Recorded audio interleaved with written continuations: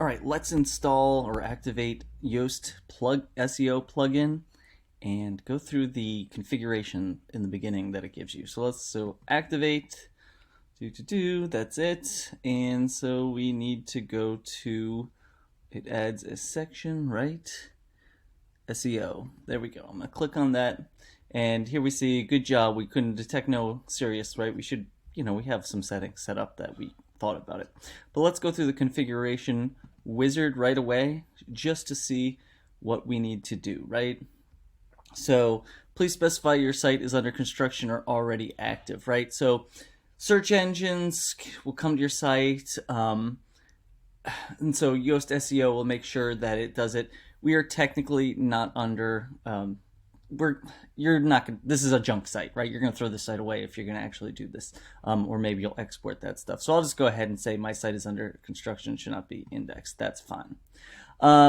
What does the site niche represent, right? Well, this is up to you, right? So if you're doing obviously the publisher model, you want this, a blog. If you're doing probably consulting and stuff, you want a small offline business. I'm just gonna go ahead and say a blog. Next. Organization or a person, right? So this is where you can put in all of your a bunch of information, right? That would help you out here. So you'll probably want to upload your logo, right? So I'll go ahead and just do my logo. Now the tricky thing is organization or a person. I'm gonna go ahead and say a person. No, I guess I'll say an organization, right? Yeah, I'll say organization because that gives us this, right? And so we'll call this just simply what our blog is. Now, later on, we'll have an Instagram URL. We can always go back and have a YouTube channel URL. So you don't have to really worry about that right now. We'll go back in, or we can go back in later. Search engine visibility should show posts in search results, show pages in search results, right? So obviously, yes, we want all of those, although right now we're discouraging it being indexed in the first place. Will you have multiple authors? For right now, you will not, so you'll be okay just to say no. Title settings, right? So do you want to, this will actually affect what goes into your tab up top and how when you get a search engine result, like the name that comes up. So, right, you'll probably want your website name. I'm going to go ahead and try to get rid of that. And then, so this will come up first, and then you want a separator, right? So you want something like that.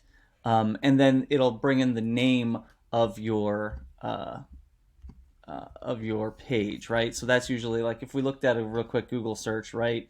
And I just say web design. Let's see what goes on here, right? If you found a blog article, it would be something like this: the name of the article, the separator, and that right there. I would see what is web design. This one does it opposite. This one does it right. What is web design, and then that, right? So I was saying opposite. It's the name of the article first, and then your branding second, your name.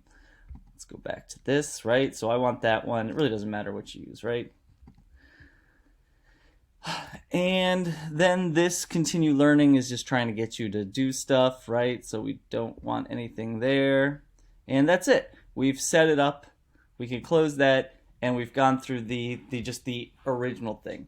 So now let's see. Huge SEO. Don't worry about this, right? You wouldn't want this on a real live site. We don't need this. It doesn't matter. So that's our very first thing. I'll make videos for separate things.